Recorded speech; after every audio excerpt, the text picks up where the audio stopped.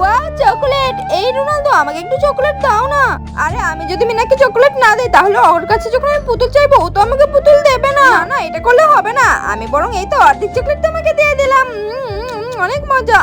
আরে আমাকে একটু চকলেট দাও না রোনালদো, আমার অনেক ক্ষুধা পেয়েছে।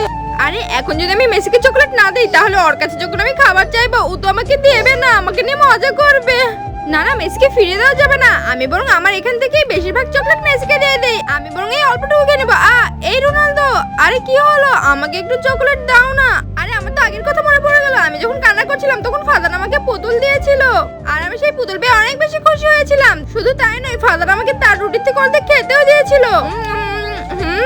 আমি এই চকলেটটা বরং ফাদারকে দিয়ে দেই। অনেক ধন্যবাদ রোনালদো। কিন্তু তার আগে তোমার কাছে কোনটা বেশি দামি, এক বস্তা টাকা নাকি মা বাবা? যদি মা বাবা হয় তাহলে ভিডিওটিতে লাইক করে চ্যানেলটিকে সাবস্ক্রাইব করে দাও, আর যদি তা না করো তাহলে ভেবে নেবো তুমি মা বাবাকে একদম ভালোই বাসো না। কিন্তু আমার তো ভীষণ ক্ষুধা পেয়েছে রোনালদো, এই নাও। হ্যাঁ চিকেন। হ্যাঁ রোনালদো, এটা তোমার জন্য। আরে রোনালদো, এই নাও তোমার জন্য আরো খাবার আছে। অনেক ধন্যবাদ বন্ধুরা, ভিডিওটি ভালো লাগলে লাইক সাবস্ক্রাইব করে দাও।